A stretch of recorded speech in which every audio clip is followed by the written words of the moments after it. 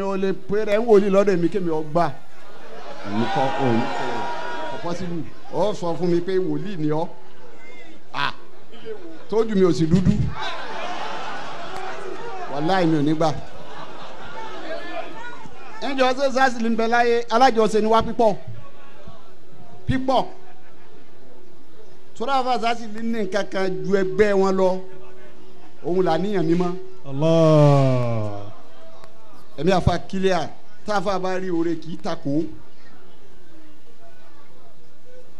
ìgbà àwọn aráyè ọmọ kéwù sọ àpò aráyè dáadáa mo ráyè ṣiṣẹ́ mo máa ń ṣiṣẹ́ gidigidi ńgbà wọn. bí ìgbà téèyàn ń fa sìgá tí ń finá kan ni mo máa ń sa àwọn àsìkárù nígbà ni inú àsìkárù tèmi tí mo ń ṣe ni mo ti pàdé àfa. mo ṣiṣẹ́ lọ́dún náà mo ṣàṣefí bá pàdé àfa àṣàṣìlì sọ pé nọ́mà lọ́kà máa wò náà níbi àṣàṣìlì sàn wò mo wá bá fa àlọ́mọdà o ṣáàṣì wọn ni kílẹ̀ ń sá.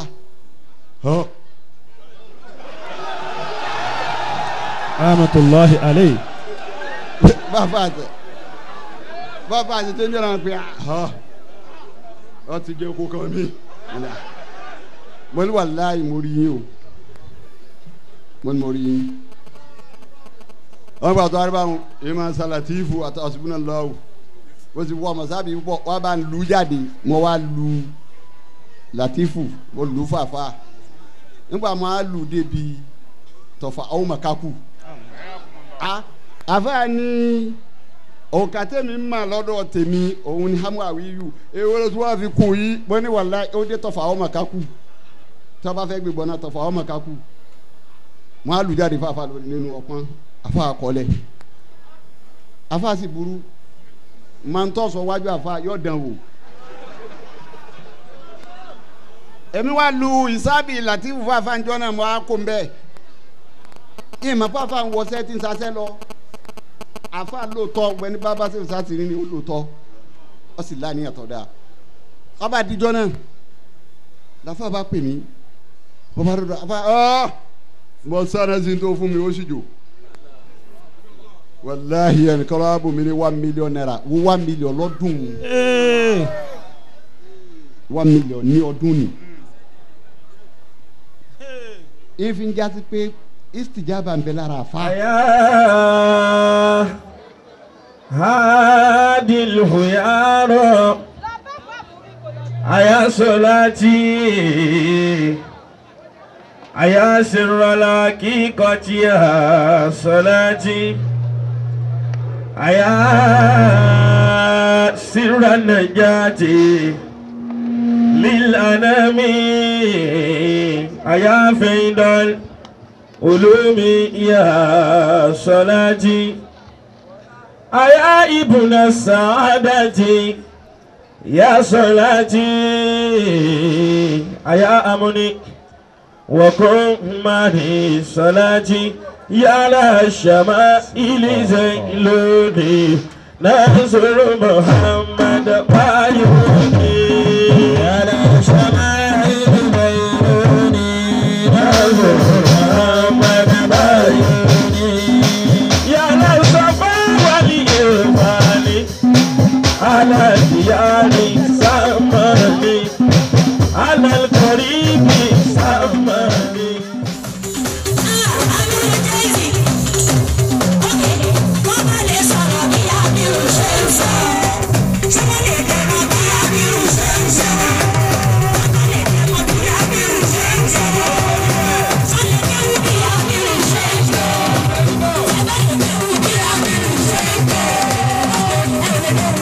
Yeah.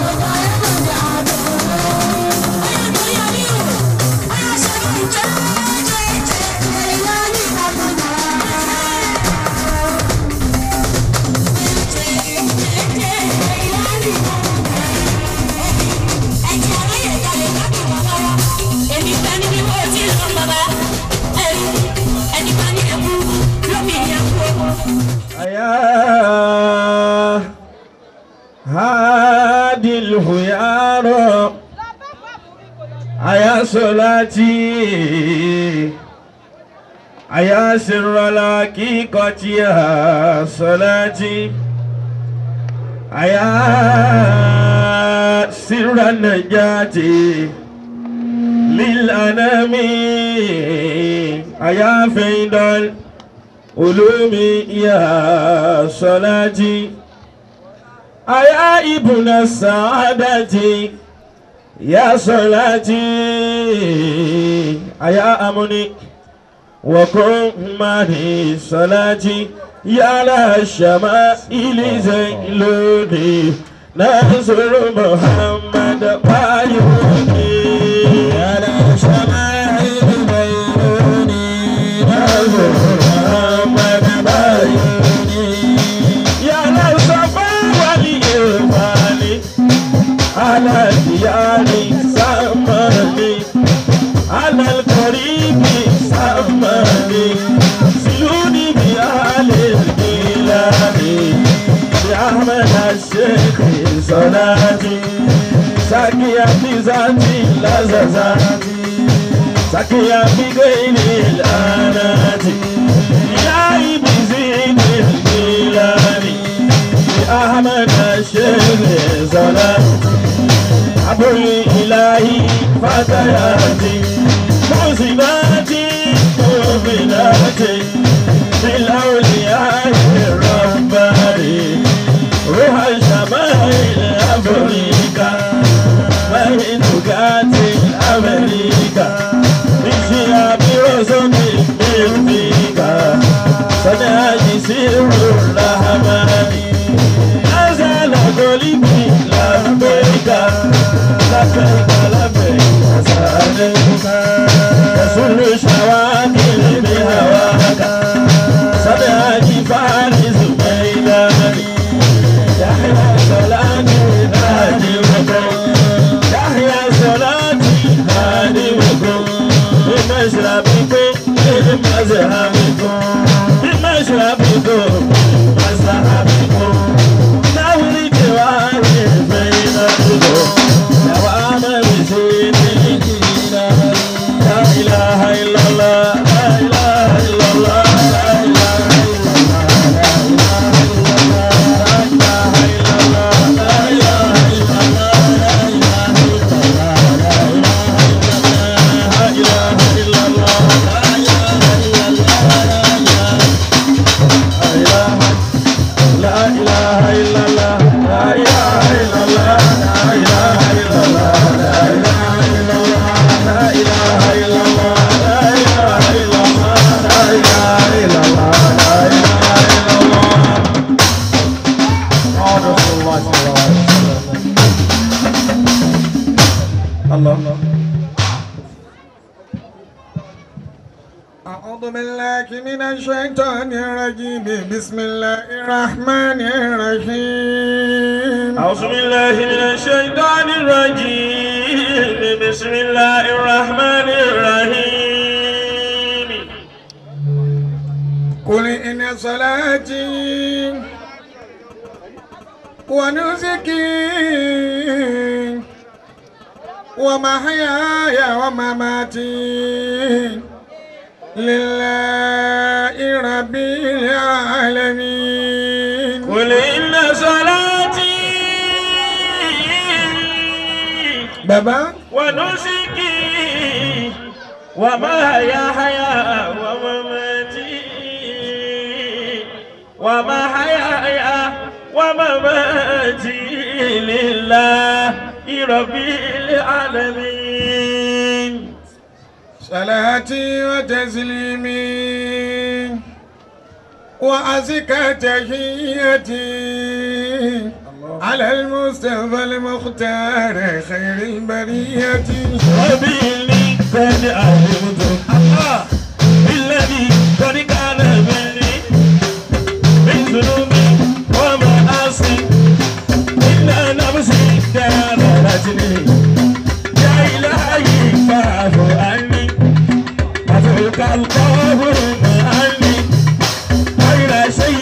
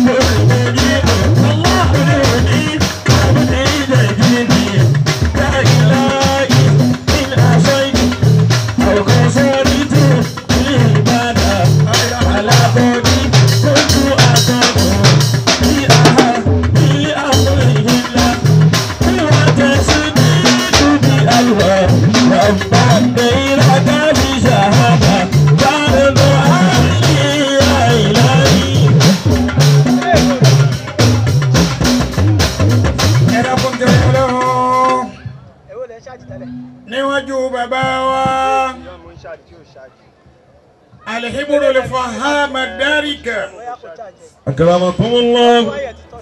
تيار الآفاق شرقها وغربها أكرمكم الله.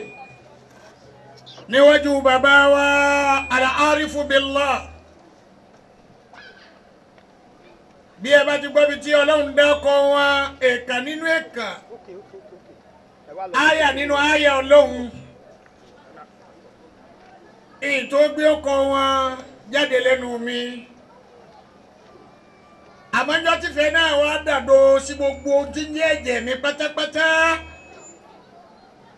òun níjọ́ tí bàbá mi Mọ̀lánà Nakibul Ashrafi رحمه الله تعالى. wọ́n ní orin tí Mọ̀lánà Sheikh Ibrahim Inyas رحمه الله تعالى. bàbá rí makọ́ èsì bá kíbò sí Inyas o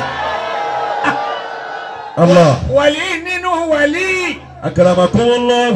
àǹkàtìrà Sheikh Ibrahim Inyas رحمه الله تعالى. àwọn rí i pé àwọn gbé náà ni ẹ̀ حياكم ìgbà الله. àwọn adé káwùlà àṣẹ lóòótọ́ ni bàbá pé kọ́ni sàwùjábà sànára. قد استوجب الشنارة bàbá والعار للمكت bàbá فتى رمى فصل الوصل bàbá أو حاول لبت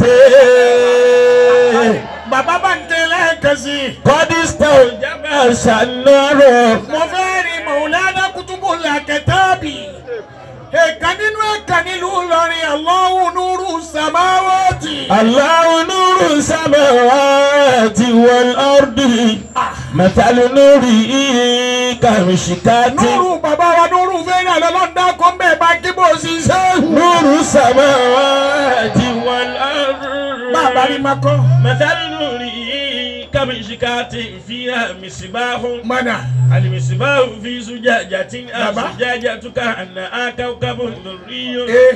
يوقد من شجرة مباركة زيتونة لا شرقية ولا غربية. لا شرقية ولا غربي إدغام التنوين عند الواوي بغنة ويسمى إدغام ناقصا. لا شرقية ولا شرقية.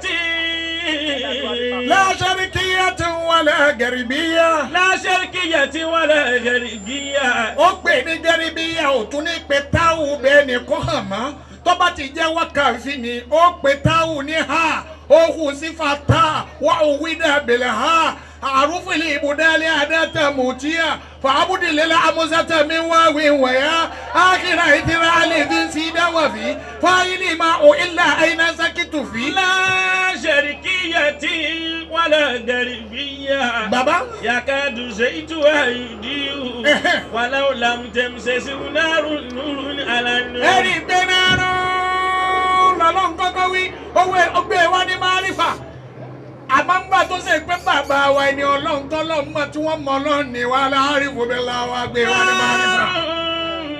نور على نور إيه.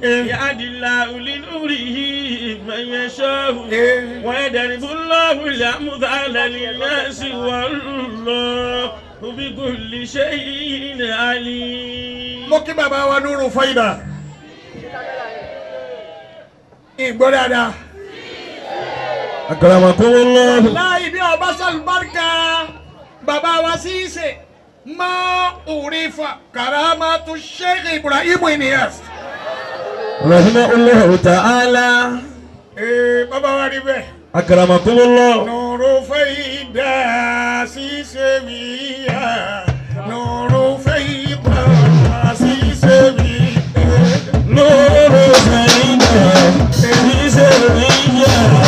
نور فايدة في سرية. Nuru Faida barhamiyya Nuru Faida Ṣíṣe wíyà.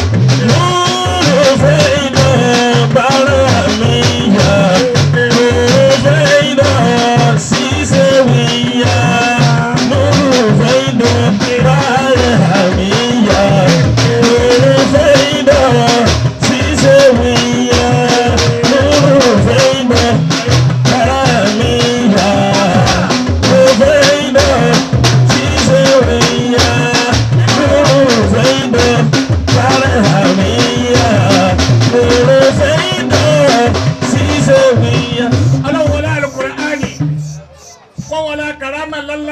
مولانا الشيخ نور فايدة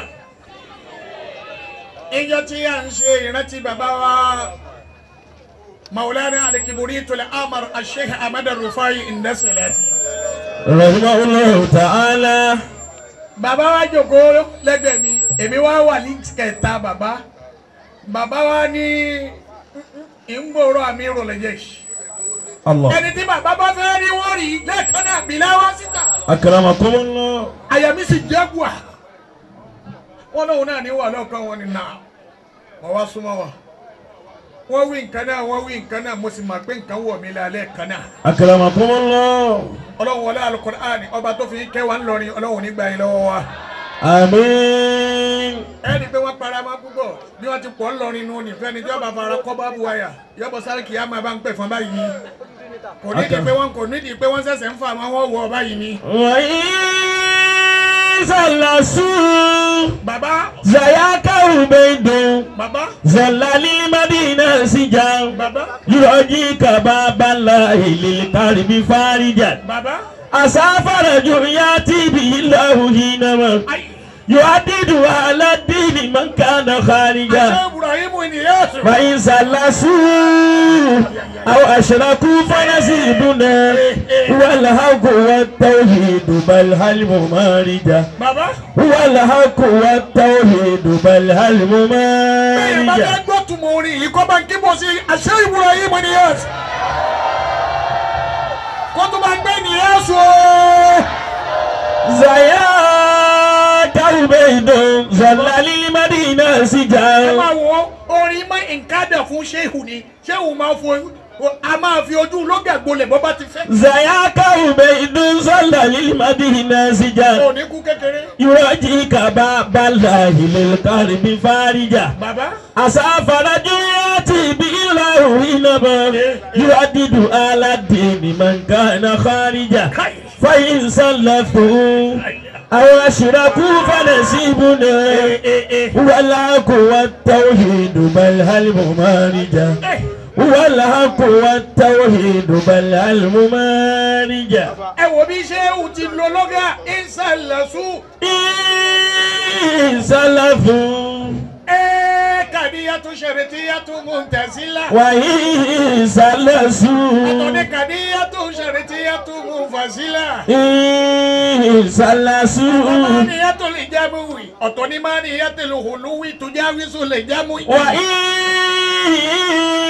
وإن سلسوا ṣéhù ní bẹ́ẹ̀ ni kábà lè ké sùúrù tó lè pa sùúrù níbi nǹkan kankan. إن سلسوا àbí wọ́n ṣe musalla sílẹ̀ ní kí nǹkan kankan kọ́ má ṣe nǹkan أو kankan. أشركوا فنصيبنا والحق والتوحيد بل هل ممارجا. òní kún kékeré. والحق والتوحيد بل هل ممارجا. afáwa oníkan òní ìtí Mawlana Sheikh Ibrahim Inyas رحمه الله. ìtí wọ́n wí ń bẹ̀ ni pé bẹ́yẹn bá ń pa sùúrù pé bó ti rí báyìí wọ́n ń jẹran amálẹ̀. أو أشركوا àbí wọ́n lè pa nǹkan kankan kí n tó rí báyìí má rí báyìí. نصيبنا والحق Mawlana Sheikh Ibrahim Inyas ونصيبنا والحق ó ní tí ó jẹ́ èrè tiẹ̀ látọ̀dọ̀ mi ni kò dì mọ́ dodo. والحق والتوحيد بل هل ممارجا. والحق والتوحيد بل هل ممارجا. òfin lẹ́yìn kí bàbá wa Nuru Faida alọ́mọsàjà rí i bẹ́ẹ̀. آمين. mo fi tiwọn kí gbogbo èèyàn àfọ àbàlámí tíbi kulẹ̀ wákìtì yóò dé ilẹ̀ lọ́kàs. ẹ̀yin Tìjàníyà lẹ́sìn ní bá a bá ti dákọ̀ ṣéwù yín inú yóò dùn pé ẹgbẹ́nu kú omi yòókù. أكرمكم الله. Ọlọ́run bá wa tún yòókù náà ṣe bẹ́ẹ̀. آمين. ẹ sì bá wa sàmí dáadáa. آمين يا الله. kí yòókù èyí ò máa gbọ́ òun. mo kí àwọn alága látòkèdélẹ̀ bí n bá ẹ tẹ̀ ma gbogbo èèyàn. mo fi agbẹ́sìn ga Amirul Jaysh أدام الله حياتك. Alhaji Abdul Hakim أكرمكم الله. ياسين والقرآن الحكيم bàbá. Yasin wal-Qur'an al-Hakim. bẹ́ẹ̀ ni bàbá fẹ́ gbójú sókè pé bó ní ti rí bẹ́ẹ̀ àṣírí bàrùbá ń bẹ́lẹ̀. Akramakumullah. ẹni àṣírí bàrùbá ni Yasin wọ́n kàn sí ó tọ̀hún lẹ́ẹ̀kan náà ni. Yasin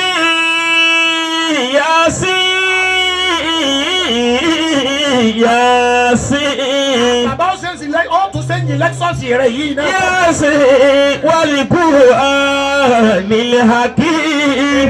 Yasin wal-Qur'an al-Hakim. mo fi àfáwọn Abdul Hakim mo fi kí gbogbo ẹ̀yin alága mo wá kí gbogbo ẹ̀yin ọ̀sọ́rọ́ tí dákúdákú tó dá mẹ́ lọ́wọ́ yín ẹ wọlé dẹ́fílà ní àná gbogbo àpò yín lọ́tún lọ́sì dáàmà ń tọ́ mbẹ́mbẹ́ ẹ sì bá ń kí bò ṣe ọlọ́run dáadáa. Allah. mo wá kí gbogbo ẹ̀yin ìyàwó débẹ̀ ọ̀dẹ́rọ̀ gbogbo déyàn bá lè ní bí ọba ní yín kò ní nǹkan kan àwọn ọkùnrin àmọ́ alágbájá ní akàláyà ní àlọ́yàn ẹ sì bá kí bò ṣe ọlọ́run dáadáa. Allah. bẹ́ẹ̀ sì rẹni tó sara bíi mi bíi mẹ́ta báyìí tó yàn rẹ̀ wá sí bọ́ọ̀lẹ̀ àbọ̀ ńlò kọ́nsẹ́ẹ̀tì ìwúlẹ̀ ńlò ní kò gbọ́dọ̀ lómi nú. mo kì í púpọ̀ ẹni ọba fẹ́ jẹ́rìí ọmọ rẹ̀ kọ́ bá ń kíbo sí Allahu Akbar. Allahu Akbar kabira. ọmọ ìyá mi ajá haṣi yẹtẹ irun tí ì ṣe rí ni mo ṣe lónìí mo ní ọyá dírẹ́fà gbẹ́sẹ̀ lé tọ́tù náà mi ọba lè tẹ̀lé ṣebí kí mọ́tò tó dún yọ kọ̀kọ́ dá ọkọ̀ ọlọ́gbẹ́ ayin nù náà ké fákínà kẹsàn. Akramakumullah. ayin nù náà ké fákínà kẹsàn. Ayinu. bàbá. Ayinu nakisu. mo ní sọ ìfẹ́ bọ́ ọmọ ìyá mi nú jájá káṣí yẹtẹ̀ ngba mo rí pẹ̀lú bọ̀kẹ́dà mọ́ ní eléyìí ẹni tí ń bá mẹ́mẹ́ gbé kó mẹ́ ọlọ́run wọlé Al-Qur'ani yọ wọlé gbogbo wàlí ọlọ́run tó fi wá kẹ́ra wa ọlọ́run nígbà wá lọ́wọ́ ara wa. Àmín. ẹni ọba sàmì dáadáa yóò rí bẹ́ẹ̀ fóun náà. Àmín ya Allah. naam tọ́pìkì tí wọ́n fún mi ìyá nábì ṣe súfì. Sallallahu alayhi wa sallam. adakọ̀ nábì wa Muhammadu. Sallallahu alayhi wa sallam. bàbá. Sallallahu alayhi wa sallam. Alladhina yadhkuruna Allaha qiyaman wa qu'udan wa ala junubihim wa yatafakkaruna fi khalqis samawati wal ard. Rabbana ma khalaqta hadha batila subhanaka fakina adhaban nar. wọ́n ní sọ ń ṣe ọlọ́run ṣe súfì bọ́bá rí bẹ́ẹ̀ sáyà gbé sáráyà Al-Qur'ani dalilu kọ̀tẹ̀ iyo. Akramakumullah. kí wàá lè sì tọ́ra àwọn tí wọ́n bú wa. Yadhkuruna Allaha qiyaman. èsì wá ní gbé súfì ló bí Islam. Akramakumullah. nígbà tí wákàtí márùn-ún èdè tó epo ń ṣe ọlọ́run kò sí ti ń ṣe yóò lọ Jabali Nur yóò máa lè ronú bẹ́ẹ̀ abágun Jabali Nur yóò máa pé déédéé lè khaliwa ni àtẹ khaliwa àti jaliwa ta lónìí. Allah. àwa wo là á lo jaliwa àwa wo là á lo khaliwa. Fasibiri. Inna wa'dallahi haqqun. bàbá. Wastaghfir li dhanbika wasabbih bihamdi rabbika bil ashi wal ibkar. ẹni ọlọ́mọ mẹ́la rẹ̀ kọ́ bá kí bó ṣe ọlọ́run dáadáa. Fasibiri.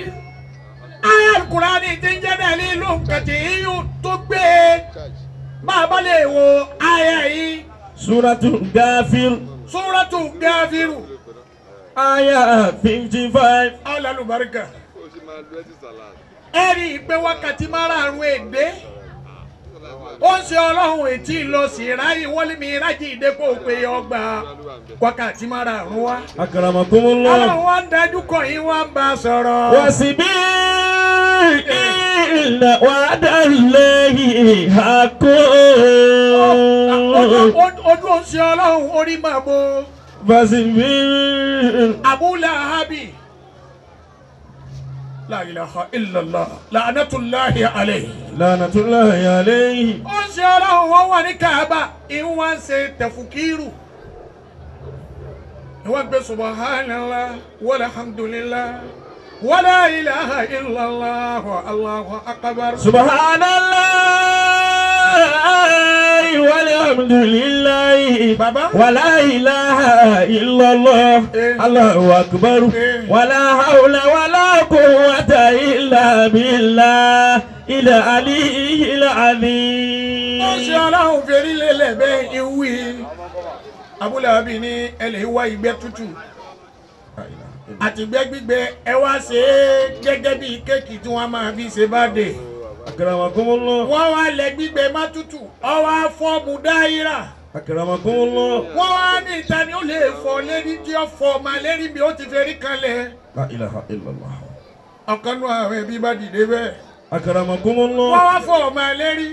Sallallahu alayhi wa sallam. ìdí wọn jáde.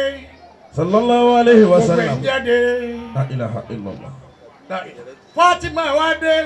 Sallallahu alayhi wa ìwọ́n sallam. dé rẹ bàbá mi ta ló ṣe yí báyìí. Ya Rasulallah, ya Habiballah, ya khayra khalqillahi, bàbá. ya Safiyallahi, ya Habiballahi, ẹ̀sìn yóò bá débi wọ́n wùtúwùtù. ya Mustafa, La ilaha ya illallah. Muntaqa, Allah. ya Habibi, ya Habiballahi, ya Safiyallahi. ó ń ṣe ọlọ́run Fatima wọn ń bomi sí ó ń ṣe ọlọ́run lérí. èrè bàbá mi hari gbogbo òkú fi lọ. Allah. ó ń ṣe ọlọ́run wọn akọjú sí Fatima. yá Fatima tẹ̀lé gbẹ̀tù. Ya Fatima Batula. bàbá kó bá wí òun pé ń bàtúlù kó bá wí òun pé ń bàtúlà. Ya Fatima Batulu. àti bàtúlù àti fàúlù látẹ̀lé fáríkàtú fàúlà àsìlà wọ̀lálẹ́ ní fún aláwọ̀lẹ́ ní fún ìlà kàzákà mi fún alúwọ̀ má tẹ̀lé ì tàlẹ́fáríkù mi ń sí kọ́sù zúzù fi ì. Ya Fatima Batulu. Ya Fatima Batula. Ya Fatima Zahara. Ya Fatima Batulu. Ya Fatima Zahara. ó ṣe ọlọ́run náà wọ́n ń kí Fatima bẹ́ẹ̀. Ya Fatima Batulu. ìbànújẹ́ kínní ìwọ̀n sọ ń ṣe ọlọ́run àyà wa dé. Fasibiri. àyà wa ń fún ní sùúrù kó ń ṣe ọlọ́run ọba ṣe tutù ọkàn. Fasibir inna wa'dallahi haqqun. ṣe sùúrù ìsápásapá títí kọ̀tápá. Fasibir inna wa'dallahi haqqun. àdéhùn ọlọ́run pé ṣe ọ́ bí mo ti ní ṣe ọ́ òdodo ni. Wastaghfir li dhanbika. màá wá tó kí là ń ṣe ń bi láàsì mi. Astaghfir li dhanbika. ọkùnrin tó sẹ́kì fi rúra bẹ̀kún. Innahu kana ghafara yursilis samaa alaykum midrara wa yumdidukum bi amwalin wa banina wa yaj'al lakum jannatin wa yaj'al lakum anhara. àkọ́kọ́ ń tábí ìbẹ̀rẹ̀ náà ní sìkìfàrù náà lọ́lọ́run pa nẹ́bí lẹ́sẹ̀ kọ́ yá máa ṣe. Wastaghfir li dhanbika. máa ń wá àfẹ̀ríjì lọ́dọ̀ ọlọ́run ọba rẹ̀. Wasabbih bihamdi rabbika. bàbá wa ṣe sìkìfàrù tá a máa gbé subhanallah. Walhamdulillah wa la ilaha illallah. Allahu akbar wa la hawla wa la quwwata illa billah. Subhanallah walhamdulillah wa la ilaha illallah. Allahu akbar wa la hawla wa la quwwata illa billah. alọ́nilẹ́yìn àfẹ́ríjì wá fọ̀ mímọ́. Bila ṣe wálé bọ́ká. ṣe lásìmí láàárọ̀ kó ṣe wá sí fún àníọ̀rọ̀ rẹ̀ kò tí ì sírun. أكرمكم الله ẹni ọlọ́run bá bẹ̀ lára rẹ̀ kọ́ bá ń kí bó ṣe ọlọ́run dáadáa. بالعشي والبكاء. ìsìnkì fáàrù tó ń ṣe ọlọ́run wá ṣe kí wákàtí márààrún tó wá dé òun ló wá bí fatihu lọ́lọ́run wá ní fatahana. لك فتح مبينا ليغفر لك الله ما تقدم من ذنبك وما تأخر ويتم نعمته عليك ويهديك صراطا مستقيما وينصرك الله نصرا عزيزا. ẹni ọlọ́run má bẹ̀rẹ̀ rẹ̀ kọ́ bá kí bó ṣe ọlọ́run dáadáa. kí ló wá rújú mẹ́ kó bá kà bá. àwọn bíi nìkan ni wọ́n dá kọ bẹ́ẹ̀. kí là ń ṣe àti tìjàníyà àti kàdìríyà làwásìmù wa istighfaru ni. hamudala wa sàlẹ̀sálà nítorí bí sàlẹ̀sálà náà wá dé pé inna Allaha wa malaikatahu yusalluna ala nabiyyi ya ayyuhalladhina amanu sallu alayhi wa sallimu taslima. ẹni ọba wa fẹ́ lọ Mọ́kà lọ́dún yìí kó dákun kó bá Yorùbá Nábì wa Muhammad dada. sallu alayhi wa sallimu taslima. sallu alayhi wa sallimu taslima. sallu alayhi wa sallimu taslima. sallu alayhi wa sallimu taslima. مسيرتنا وطيبة مسرها لأسور قبر شبيه محمد صلوا عليه وسلموا تسليما.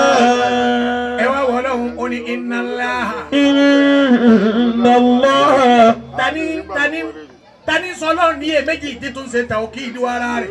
Inna Allah. Allahu fúnra rẹ̀ ismul jalala mi alaa ya alau ase ilaa ase nukilati harakatula musati ilalla mi tarifi summa sukinati wa usifatil alfu li ula li ittikai sakinaini wa udigimati lamu fil lami saniya wa usifatil alfu ba'da lami saniya li kasratil istima. Inna Allah. ya Allahu masdaru halla mahalla al maf'uli. Inna Allah. Allahu huwa al ma'budu Allahu huwa al mashkuru Allahu huwa al mujallal. Inna Allah.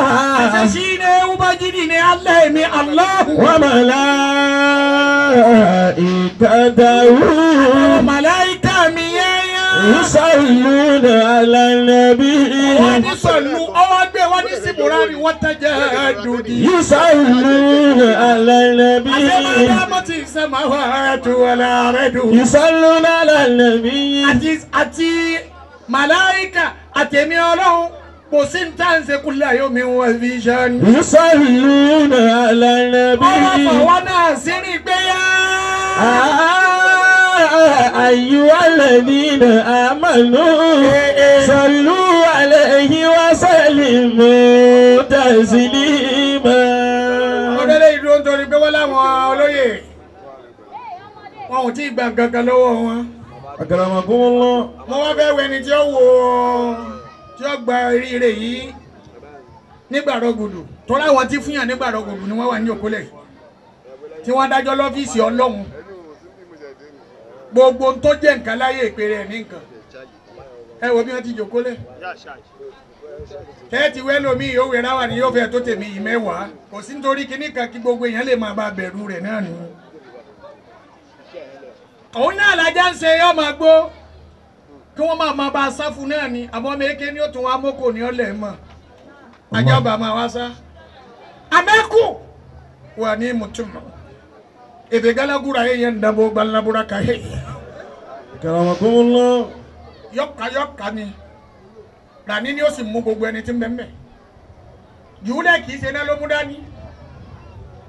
àwọn al-arifu billah gbogbo orí mi ṣé Ibrahim Inyas nawawinu sita beleri Maulana an-Nurul Faida.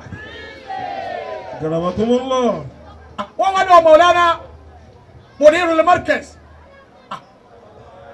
láì lọ́ọ̀bì kan pẹ̀lú bọ́lọ̀ ti ṣe wọ́n wọ́n sì máa tún ẹni tí ń lọlẹ̀ lárúbáwá ṣe bílí ìbára ẹ ṣàyẹ̀mọ̀ pé nǹkan bẹ kálukó mú mi dédé kun rẹ̀ mo mi dédé kun rẹ̀ kí lùgbùlùgbù má bàa wá gba ìkùn náà. Allah. Ibo ni Habibu Shehu Ibrahim Inyas ibo ni ó dé tí wọn ní màkó débi kan ìjọ tí mo lẹ́nu Shehu Ibrahim Inyas rahimahullah. tọwọ́ Kánò ṣe máa pàwé yẹn burú wàláhì ìjọ náà ni mo kọ́kọ́ ti nífẹ̀ẹ́ Mawlana Shehu Ibrahim Inyas Mawlana Shehu Muhammadu Nasir al-Kabari as-Sana'aji rahimahullah ta'ala. Sultan al-Awliya isarigin gida Kiburitu al-Ahmaru bàbá rí makọ wọ́n wá ṣe tafsiri lọ́wọ́ Shehu wa wọlé ìtí wọ́n wá bá bẹ́ẹ̀ bá rí tí Shehu bá ṣe báyìí àwọn ará wa níyà ni ẹgbẹ̀rún òde lápò tó gbẹ dákun ẹran mi ṣe mọ̀mẹ́lẹ́ yìí jẹ́ ṣé wọ́n sì ní jẹ́ wọ́n fún pọ̀ yóò tún wá ṣe báyìí wọ́n sì bá kí mo sì nìyà sùn ọ́. Bàbá kọjá báwọn. Mawlana Shehu Muhammadu Nasiruddin al-Kabari wọ́n ti wá fún ọ náà sí Shehu Ibrahim Inyas lára wọ́n wá bá tafsiri débi kan gẹ́gẹ́ bí àwọn wàlíyì Ọlọ́run wọ́n mọ̀ pé wọ́n ń pààrọ̀ ara wọn ni Sheikh Abdulkadiri náà ni Sheikh Ahmada Tijani rahimahullah. Sheikh Ahmada Tijani náà ni Shehu Ibrahim Inyas rahimahullah.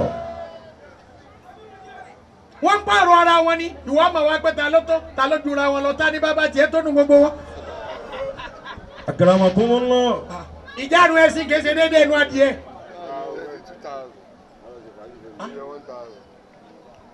wọ́n bá wá gbé tafsiri fún Shehu pé máa bá tafsiri lọ. tafsiri wa Shehu Ibrahim wa ọ wá bọ́ sí mugeibu lẹ́gẹ̀ ibi yá ti ọ tún Zawahiru ó tún túbà wá tìǹù Shehu náà wá jókòó lé báyìí. Mawlana Shehu Ibrahim ni ọ wá bí mọ́lá kàbára pé sí wọ́n ní tíra báyìí gbogbo táwọn fi ra tíra ní ìsìn aṣọ làfin kàjọ. Allah. kásá bọ̀ sínú mọ́tò ńláńlá sẹ́yìn wá di kíni. ìwọ mọ́tò ńláńlá ò ní èyàn ń fòlí kò sì wòlí torí yíbò tí ọmọ kan nínú méjèèjì ń fòlí. ẹ sì bá kí kò sí Ọlọ́run dáadáa. Allah. mọ́là ni mo ní ṣé o tún bẹ̀rẹ̀ lẹ́ẹ̀kejì mọ́là ni mo ní o tún bẹ̀rẹ̀ lẹ́ẹ̀kẹta mọ́là ni mo ní. mọ́là kàbọ́ra bá wa mú orin nígbà wọn yin Shehu Ibrahim Inyas Shehu náà wá padà délé Shehu náà wá dá orin náà padà orin tí Shehu dá padà ní Mawlana Nakibul Ashraf láwọn gbọ́ lẹ́nu bàbá wa Nuru Faida Asisi. Allah. Allah. ẹni ọba wa fẹ́ gba orin gbàrọ́ gudu ẹ pè wọ́n kí n bọ́. ọyá àwọn tẹ fẹ́ fún ní àwọ́dù náà dà ẹ bá mú ọkọ̀ wa wá. ayyakumullah. wọ́n ní wọn ò tí ì gbowó kankan lọ́wọ́ bá ń gbé àga wáyà yín ebi ẹsẹ wá sí dákin tó ń gbowó àmọ́ mo ti ṣe é ládéhùn torí bàbá wa Nuru Faida ẹ bá ń kíbo sí ṣíṣe Masha Allah ẹ mọ ọkọ àkọ́kọ́ wa. Ibadallah rijalallah aynuna bi aunillah Fadilatu Sheikh wa kunu aunahu billah. Luqman Suleiman ẹ bá ń kíbo sí Ọlọ́run. Azanaso bi fadilillah bi haqqillah rijalallah aynuna bi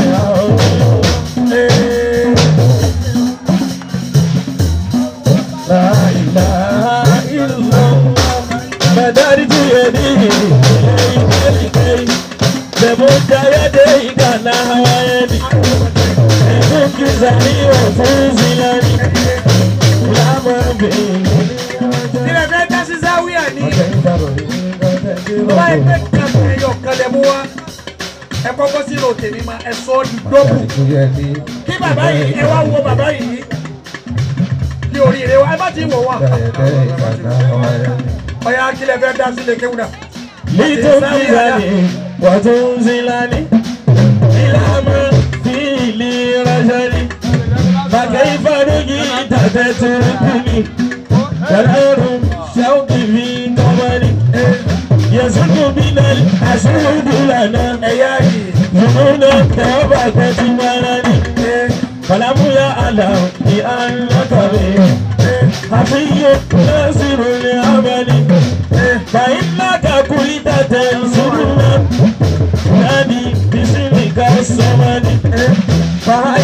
لا وهيا لا من يدي táwọn èèyàn tẹ̀lé wa ọ̀yà kó jáde náà.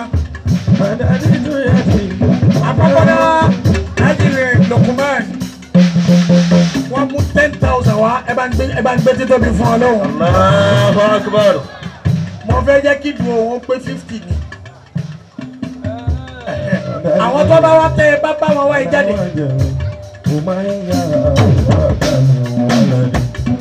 نقول ألوم يا سندي báwa bá ti rí lè. ألوم يا سندي أدري أنا وجهي من يهواك من ولدي نقول ألوم يا سندي حي قادر لا إله إلا الله يا دليل صوتي على المختار لا ميل والمقسم ولا أهل لسان القوم عالمنا بأن مضى ومن بين آياتنا ولكن أنهم ọbẹ̀ tẹ̀ dúró lórí ìṣirí lálẹ́rú Ọlọ́run tí ó gba orí ńláńlá wíìtì níbi tí òòrùn kan tí ó mú 30,000 tó wá ọmọ díẹ̀ gábẹ́lá wà ní ibùdó. لا إله إلا La ilaha illallah. Allah. لا إله إلا الله ẹ dákun ẹ bá ń gbé títóbi fún Ọlọ́run. الله أكبر owó náà ti gbé ìṣirò ẹ wá lọ́dọ̀ àwọn bàbá ẹ wò wọ́n dáadáa ẹ tọrọ tẹ̀fẹ́. لا تزهون لغير ربك شددا الله الله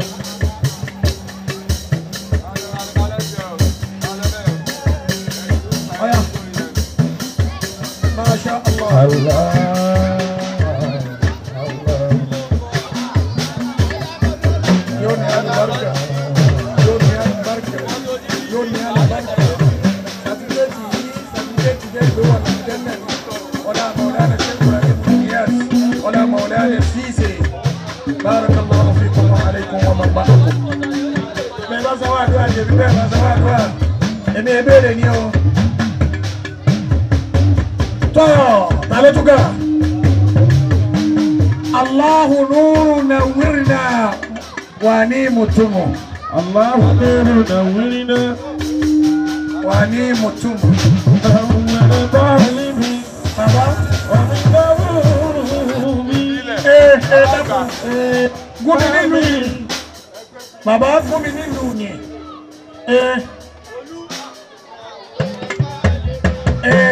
ومن ظلومي Allah رجالنا ajẹ́lẹ̀ kò máa nù ọ̀rọ̀ bàbá wa gbà oníwákàlà mẹ́ríkà ọmọ bíbí inú wọn ní ẹ dákun ẹ bá ń tẹ́jú tóbi fún Ọlọ́run. Ọlọ́run jẹ́ ní alùbáríkà yóò sàlékún alùbáríkà.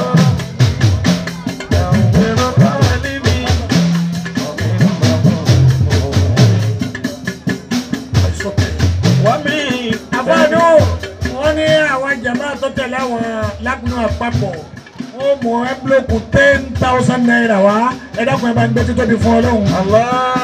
àbá 2,000 yìí látọ̀dọ̀ tàwọn ó di 12,000 àwọn jàmbá àwọn bá yín wá ní ọ̀yà àwọn tó bá bá yín wá kọ́ jáde.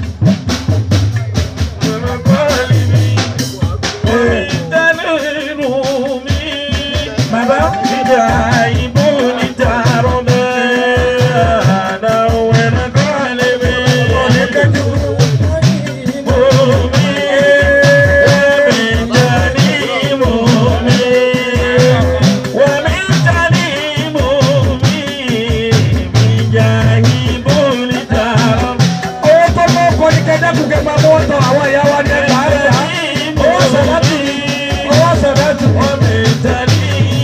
owó bàbá wa ni kọ́ bàbá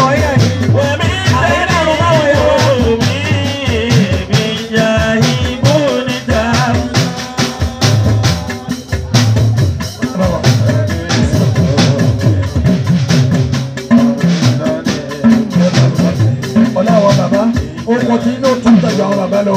Ọlá Mọ̀lára Ṣé Ibrahim Niyas. Ọlá Mọ̀lára Ṣé Ahmadu Rufai Inna Salati.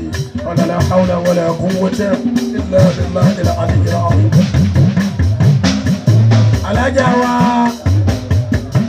wa Akeem Aminu yọ ẹ bá gbé títọ́ bí fún ọ lọ́wọ́. Allahu akbar fawqa kaydil mu'minin. Mo fẹ́ yẹ yá àwọn ìyá ìlérí kan pẹ̀lú ìrà ìrìnnà àìní. Kí ló ti gbà á?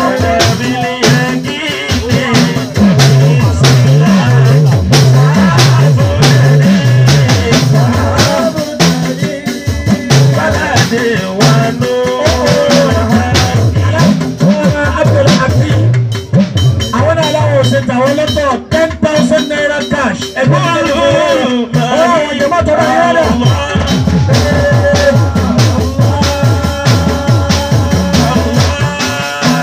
Àwọn táyé bí wà ní ìlú.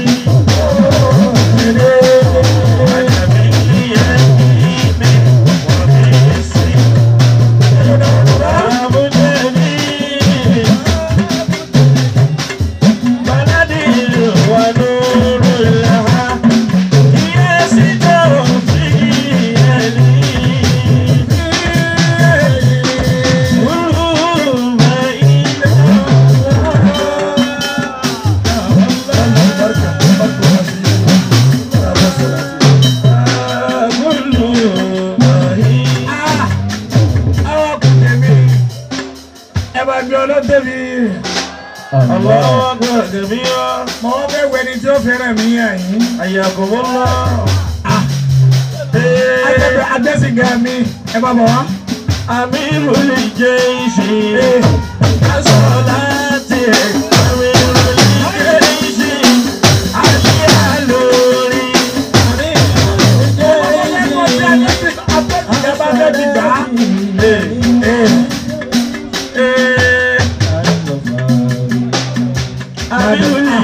Ẹja ṣe kọjá àkọ́mọ̀ pé Amiru Jésì náà kí ni jẹ́ báyìí. Amiru lè jẹ́ ìṣe. Amiru lè jẹ́ ìṣe. Àlíyá lórí. Amiru lè jẹ́ ìṣe. Wà ní mùsùlùmù. Ẹ̀rẹ́pẹ̀lẹ́ tí mo ṣe ọlọ́run. Mi ò lọ ilé ìlú.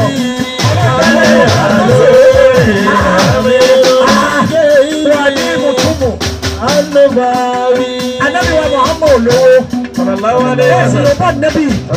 alaihi wasallam. Àwọn kó àwọn sàábẹ́ tì í tọ́ba lóhùn ní ìdí kankan nísìn. Nínú àwọn ajẹ́bẹ̀rẹ̀ kí wọ́n lọ. Wọ́n fẹ́ jẹ́ kí àwọn bàbá ẹ lọ wájú wọn káwọn jẹ̀mọ́ ó ti fún yín ní nàbẹ̀nà. Wọ́n ní gbogbo èèyàn ń ṣe ti ara wọn ní 10,000. Táwọn bàbá èmi wúwé wọn ni. Ojúdojú lọ. Etí jẹ́jú lọ. Àyẹ̀bẹ̀ kí wọ́n ṣe ọlọ́run. La ilaha illallah. La ilaha illallah.